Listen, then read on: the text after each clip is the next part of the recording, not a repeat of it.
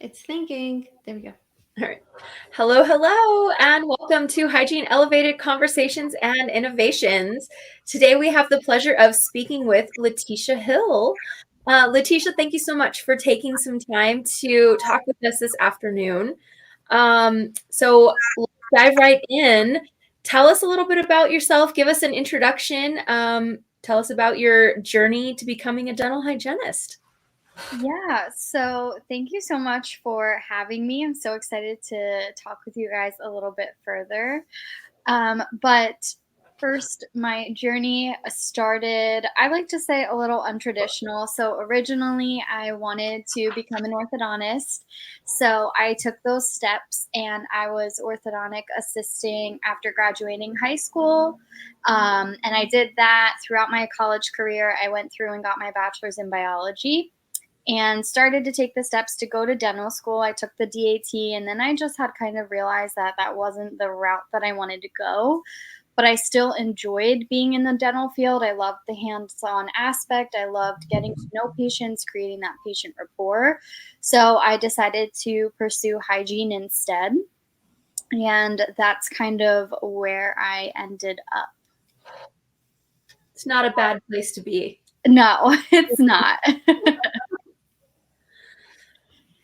So, Letitia, I know you've dubbed yourself like the pandemic hygienist. And tell us more. Tell us Okay. what that was like.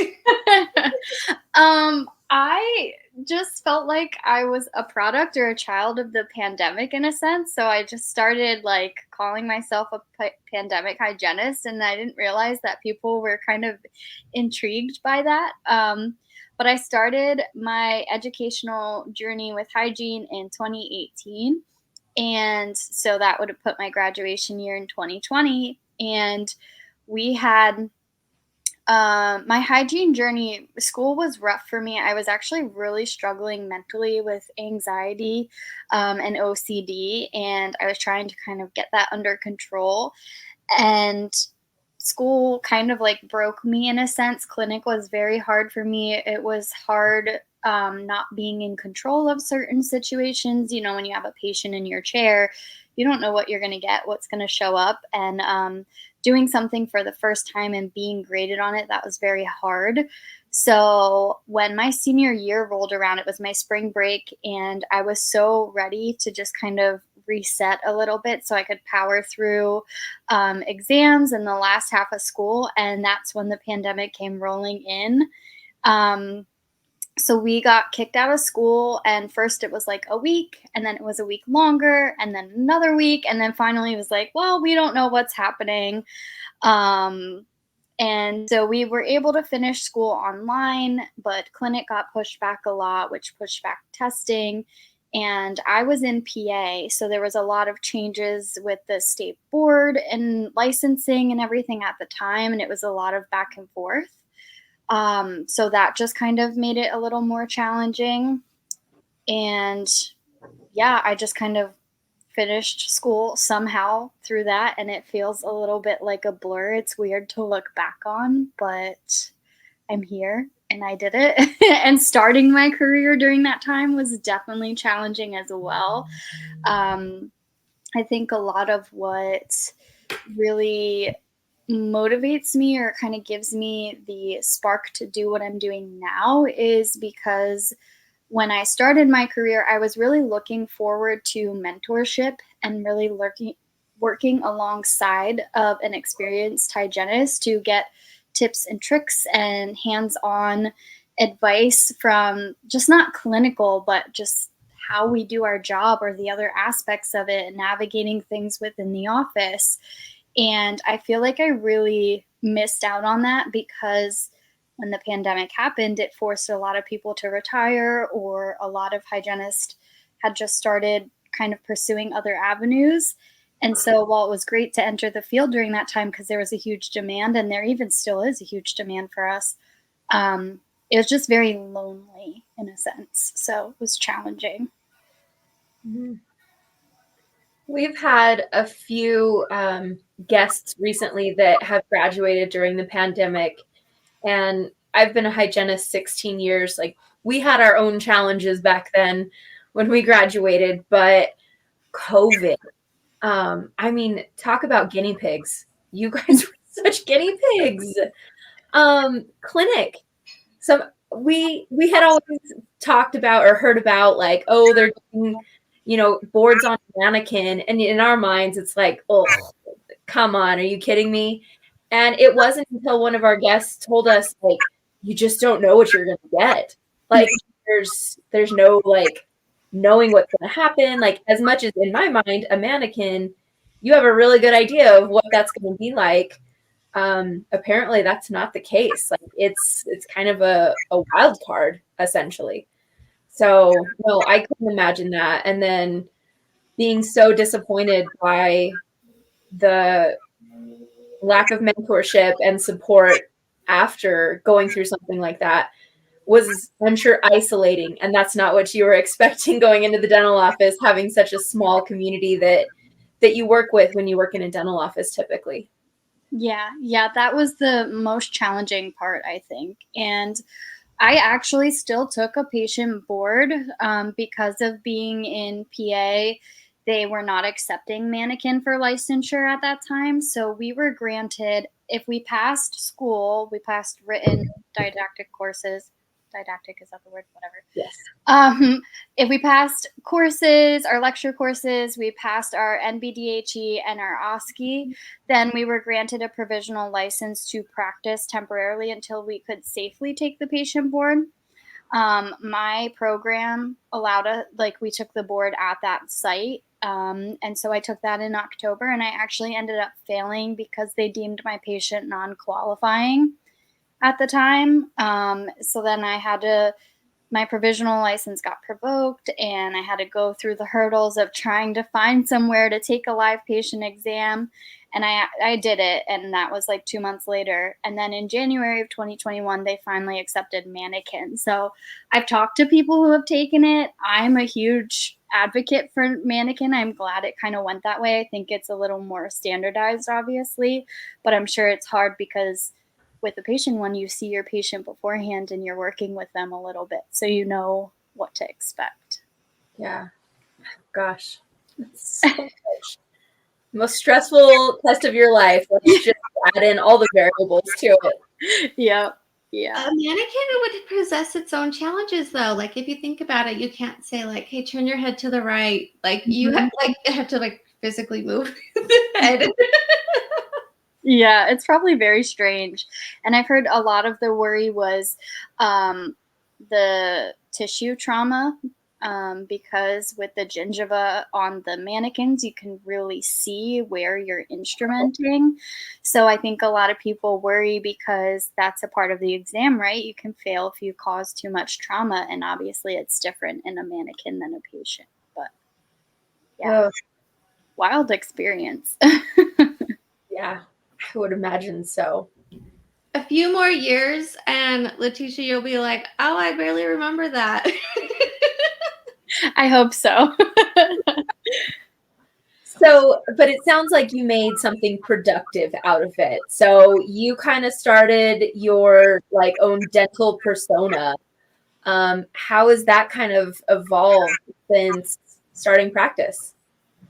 It's definitely changed a lot since I've started. I think now that I'm in my 4th year of practicing, I've noticed more recently how much more confident I am in my skill set. And I don't know when that clicked really, but I'm glad it did. But I've definitely noticed that I just have a lot more confidence when it comes to handling patients and navigating situations that I felt like my values or my boundaries were being tested. And I think that's one of my proudest achievements with that.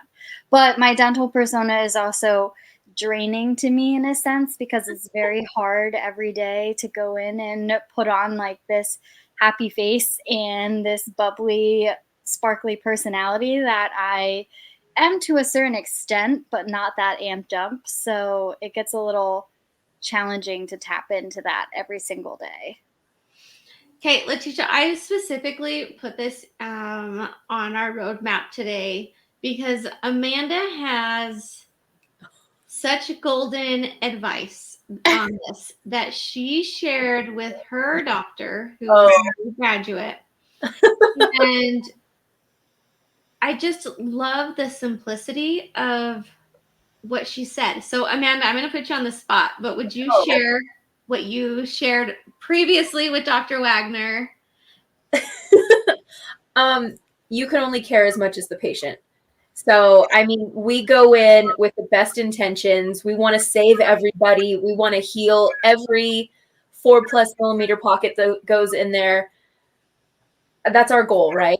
But maybe our patient just doesn't care and they legitimately want dentures. And you are trying to tell them how horrible eating and life is going to be, and your breath is going to be weird, and just the whole experience is not great. You can't care more than they do. No, yeah. Amanda, that's great too, but that's not even what I was thinking. You told Dr. Wagner. I don't know. I know, I'm put you on the spot, and that's what happens, you know. No, you told Dr. Wagner that not everybody needs you to be hands up. Not everybody needs to see Letitia at a 10. Like, not everybody needs that.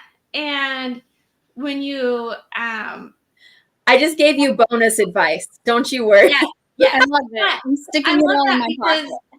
It just resonated so well with me, more so than Amanda even. But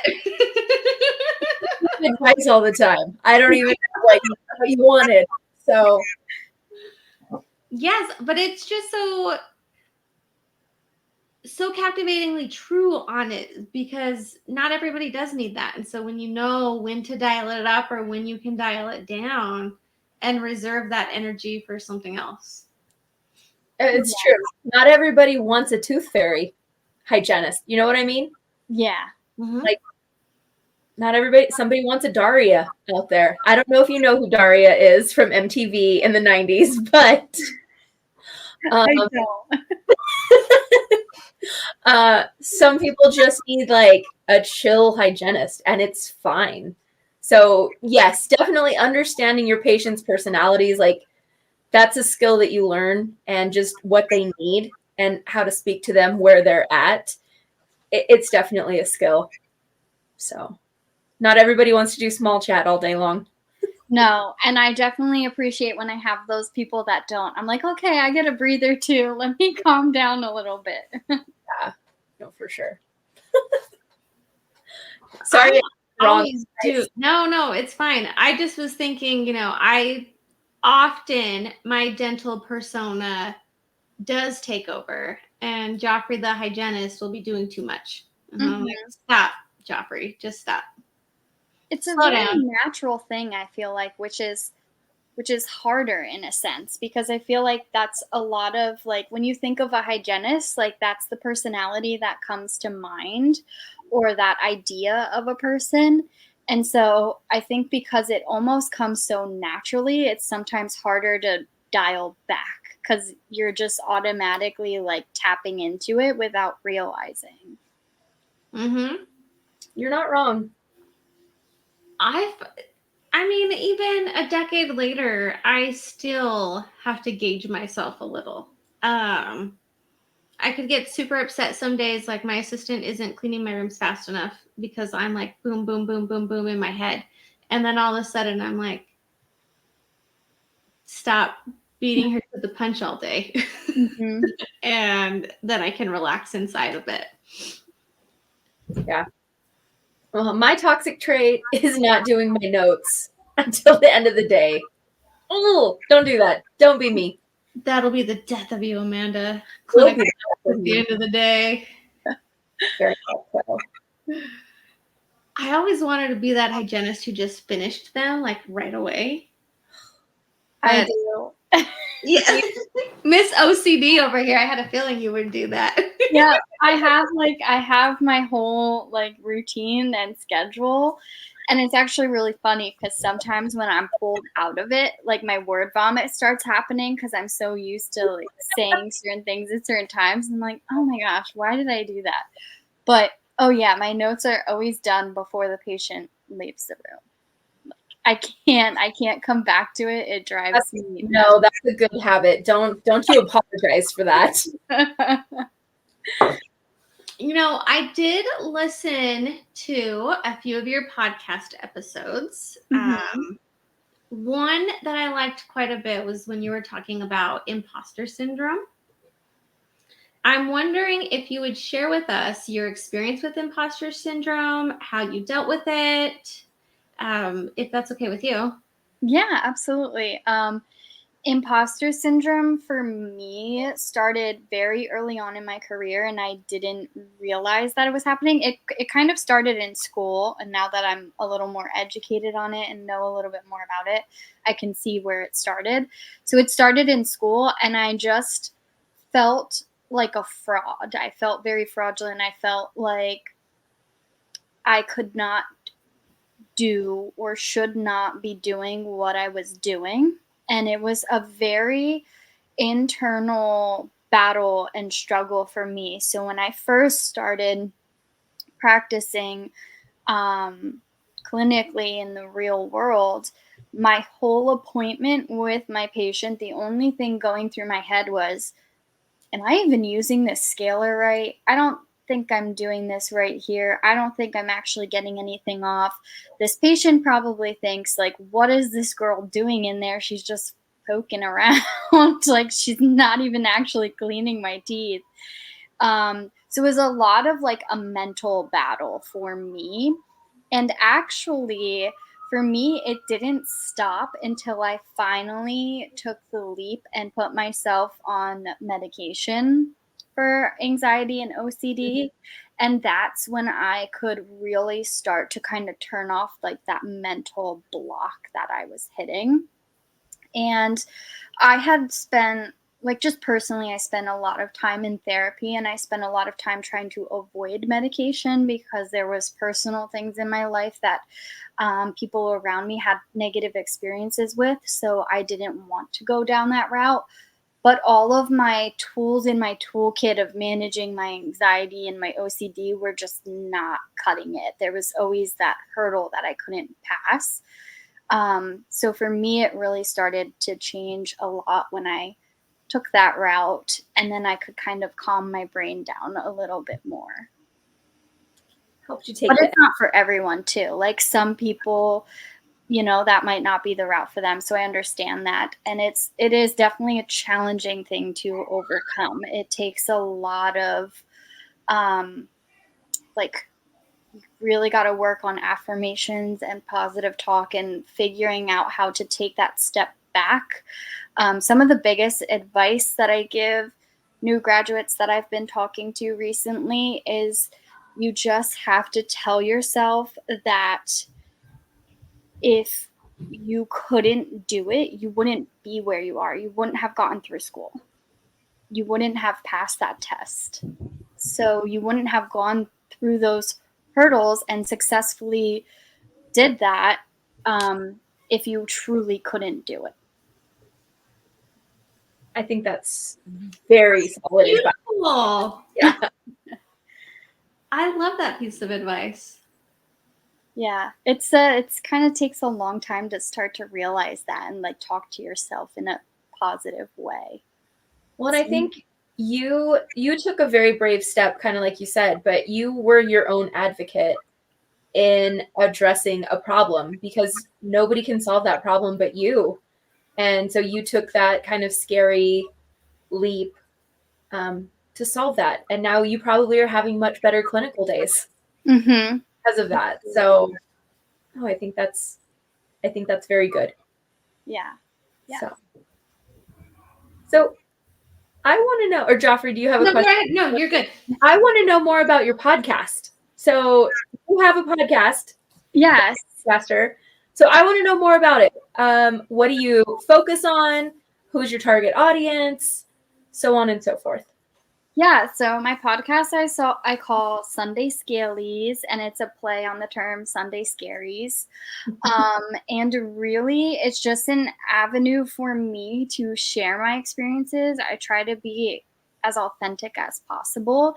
And like I said previously, a lot of my motivation for what I'm doing now is to be able to give back, give people what I feel I missed out on. And so I use Sunday Scalies as that avenue.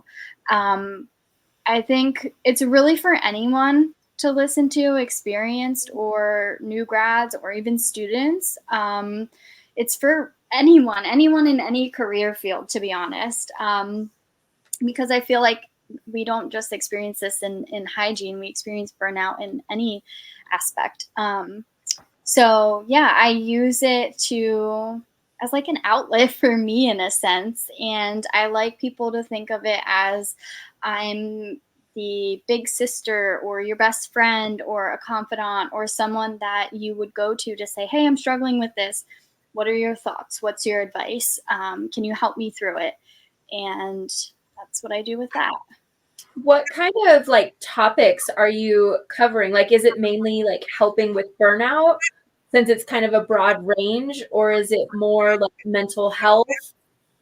I would say more mental health. I think but the biggest topics that I focus on and talk about the most are burnout, imposter syndrome, and professional boundaries. But I've also started talking about my experience job hunting or my experience temping or my experiences interviewing and giving advice for that. Giving advice, my advice for trying to conquer the 1 hour hygiene visit. So kind of it's a very broad range, but the more specific topic would be mental health in general. Okay. No, that's I think all of those topics are things that you're not taught in school. Like maybe somebody has glossed over it, but I think on social media, especially in the hygiene community, things are starting to be talked about more openly. And you mentioned boundaries, professional boundaries. How do you kind of address that?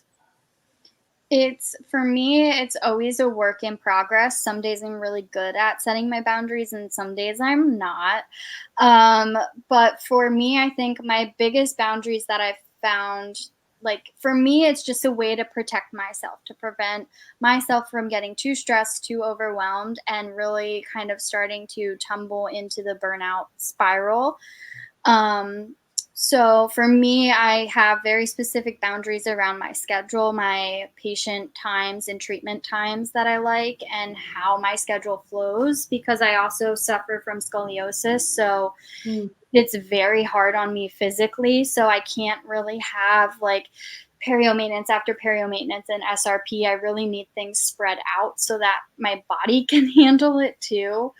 Um, so I really focus on my schedule. How to talk to me is a big one. I've learned that the hard way, kind of working alongside of a first time practice owner. It was a lot of like back and forth of how we communicate healthily and productively together.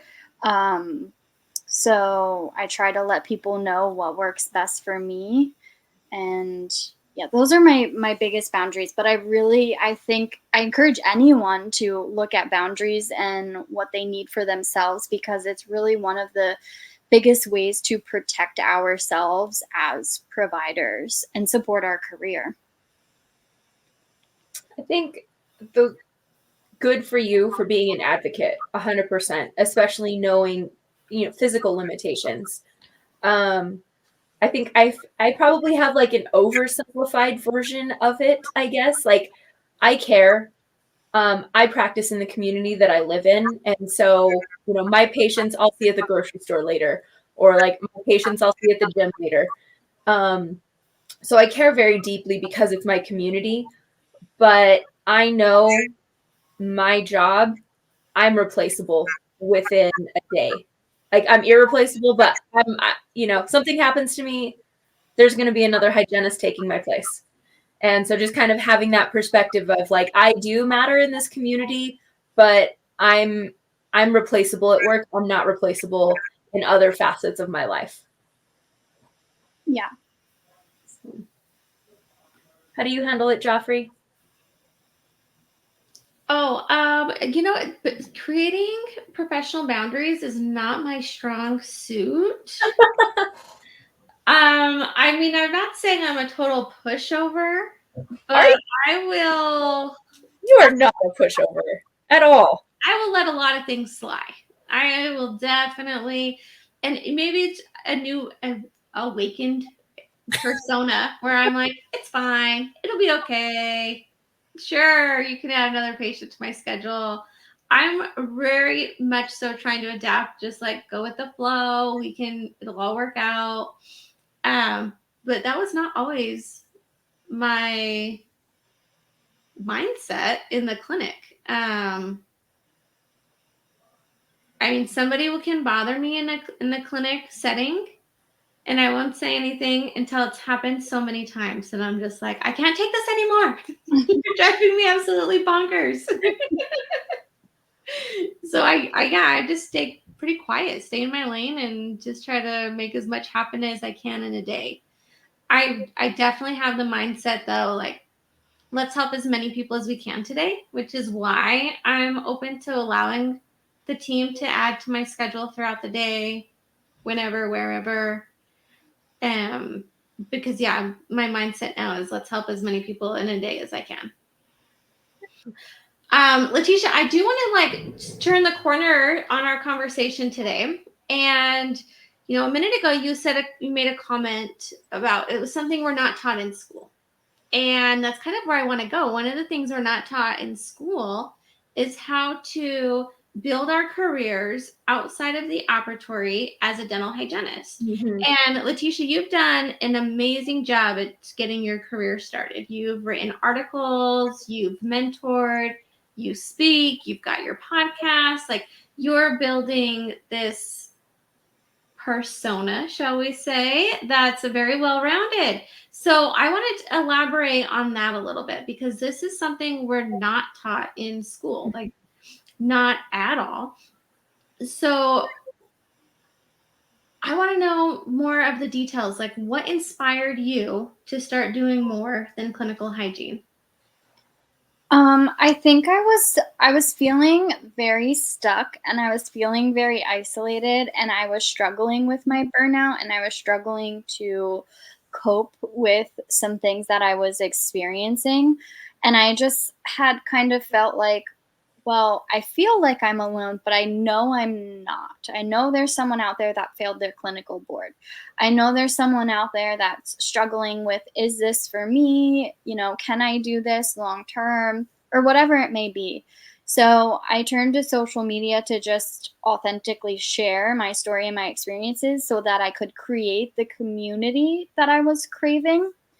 And when I did that, I inadvertently got in contact with Diamond Dental. Have you heard of those ladies? Mm-hmm. Yes. And they're just so amazing. They're amazing individuals. And I started their coaching program. And that's when a lot of the non-clinical aspects that I was trying to seek but didn't know how to started to unfold for me. And that's how I got a little bit more into writing and speaking and creating my own courses for students, and things like that. So they helped to really amplify that for me, which is amazing. But had I not turned to social media, I think I would honestly still be struggling with how do I get out there, because that was the biggest hurdle for me. In my educational journey, instructors did mention it. They were like, oh, well, if you wanted to, you could do lunch and learns, you could be a rep for a company, or you could do writing. But that was the extent of it. There was no, if you're serious about pursuing this, this is who you'll contact, or check in here. So I was very fortunate to have coaching to help me get over that hurdle. I think what I heard there is, if you are struggling, don't be afraid to ask questions and reach out for help, right? Yeah. Honest, we don't ask for help ever. We just struggle. Yeah. We kind of sit there and we're like, well, we'll figure this out some way or another. Yeah. So hats off to you for asking the Diamond Dental coaches for help, and obviously a success story from them. So good on you. So where all have you spoken? I went back to my program and I spoke there. I did a course with Cloud Dentistry for professionals, and then I did a course on their student platform. And that's it so far. I have a couple more things in the works coming up, but we'll see. We'll see how it goes. Okay, so what about writing? What, I'm sure similar topics, but what media? Yeah, RDH Mag, Dentistry IQ, and RDH Connect. I've written for all of them. Congratulations. You've got quite a portfolio already happening there. Yeah, it's been amazing. I enjoy it a lot, and I'm so glad that I found those other aspects of this field because it's been very fulfilling, and it's definitely filled a cup that I sometimes didn't know I needed filled.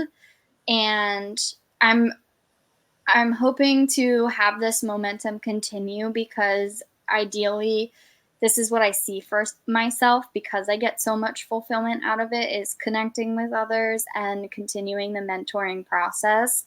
And I don't think I would ever leave clinical, but I definitely want to step back more than what I'm doing now. I think, and it sounds like you're probably on the same page, but that fulfillment is almost like the networking that comes with finding other hygienists that are doing things outside of the op and just getting to network with them and hear stories. I say it almost every week on the podcast, but like that's probably my favorite thing that we do is just getting to hear stories from other hygienists and get inspiration. It's such a fun thing. So. Yeah, I think I learned that, like, I always thought that with my career, I would carve my own path in whatever way that looked like. And it's been great that that's really coming into fruition. And it's amazing to have that opportunity, because I think if a lot of people could have a little more control over their career path and have the opportunity to carve out something that's more niche to them, I think a lot of people would be a lot happier. Yeah, and just have that fulfillment within their career because, I'm like you, there's so many fun things to do that can pique your interest as a hygienist. I don't know that I ever want to step out of clinical, especially for me. It's just a way that I'm connected in my community, and I love that. So, no, I definitely, that resonates with me for sure. Letitia, I want to talk about the time commitment to building these professional endeavors. We have various projects going on. Talk to us a little bit about how, like how many hours a week are you putting in to writing and building your professional portfolio? I would say that not like I would consider it a part-time job almost. Like I do like a good 15 to 20 hours depending on the week of really like carving out time to do social media posting, topics that resonate with me, drafting all of that, developing mentoring packages and talking to students, working on like developing your own business with like trying to start that with beta testers of your product and stuff like that. So it's been a lot because I work my clinical and then I come home and I eat, shower, pet my dog, and then I sit down for like 4 or 5 hours and I do all of my side things. Yes. But and some days I have a better balance and I really focus on me time and giving back to myself. But it's good because it's rewarding in a different way, and that's what keeps me going, because I know that it'll pay off in the future, all that hard work and those long days and long hours. It's worth it. It's definitely worth it. It absolutely is. However, the amount of time and effort that it takes, I feel like doesn't get talked about enough. Yeah, I think a lot of people kind of look at social media and they see everybody's highlight reel and they think like, oh, look at what they're doing and look how happy they are and it must be that easy. But nobody sees the back end of it and all of that hard work that people put in, or those extra long hours, or maybe the frustration or the hurdles that they're going through. So yeah, it's definitely one of those things that I fall guilty of sometimes, looking at somebody else going, oh, look what they did and look how happy they are and it must be so easy, I can do that too. And then you start to get frustrated because you're like, well, I'm not growing as fast, or I'm not getting so much engagement, or it's very easy to fall down that cycle of thinking, I guess. And I think too, kind of to piggyback, like I think imposter syndrome can hit hard on social media and everything that you're doing, of just like, this person's very successful and you're saying it looks so easy. Gosh, should I even be doing this? Like, am I ever going to be as good as this person?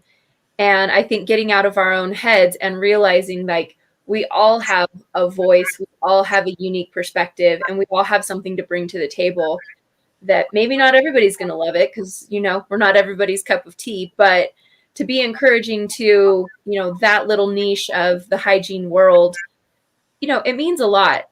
And I think even too, like if you're following on social media, say it's only 300, if 300 people showed up to your office to hear from you, we would all freak out, right? Much less 1,000 or 35,000. Like that's still a lot of people. So not to diminish those accomplishments and compare yourself to others. Yeah, absolutely. So I'm curious, Letitia, what do your career goals look like? I think going forward, it would be working clinically one day and having some sort of role in a place where I can go to that I can help new graduates start to get into the field. So working with them virtually or whatever that may be, or working with them in clinic in some shape or form. I think that's where my passion lies, is educating new graduates and students, but educating them on things that are not just clinical. Yeah. Those soft skills were not taught. I had the other week I had a high school student come in and shadow because they want to be a hygienist and they're starting that process, and I was just in my element, having a little person alongside of me all day and showing them all, like not just what was happening in the mouth, but showing them everything else that I do. And it was so much fun, and I was like, I'm on the right path. This is for me. Because it's still, I mean, you're 4 years in, but it's still fresh, like remembering those like weird holes in your knowledge. You're competent as a clinician, but not realizing like, oh my gosh, I didn't learn this in school. Oh my gosh, how do I handle this? So learning how to get through those things and helping somebody else not make those stumbles in the clinic, definitely still very fascinating. Yeah, it's exciting. So Amanda and I always close the podcast out with the same 2 questions. So I'm going to ask the first one. What topic or concept do you wish you learned in school that took you a very long time to learn in private practice? I think it would be that no one is going to know that you are a new hygienist.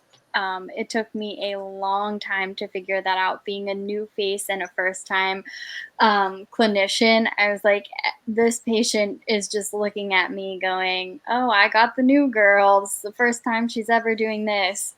I wish they just kind of taught you how to have the confidence in those settings. Agreed. What piece of advice do you wish you could go back and give yourself as a new grad? It will all work out. Don't stress, don't compare. It will all work out. Your journey is your journey, and you're where you need to be. That's solid advice. Yes. Okay, Letitia, real quick, go ahead and throw in a plug for any beta thing you have going on. Whatever. Go ahead. The floor is yours. Yes. Follow Sunday Scalies podcast on Spotify and Apple Podcasts, and follow me on Instagram, Tooth Fairy Tish, and that's where you can message me to connect with me further, to learn about what I'm doing with mentoring, and reach out if you need any help or just want to rant or chit chat, whatever it may be. I am there. Yes. Thank you so much for joining us tonight. This was an awesome conversation.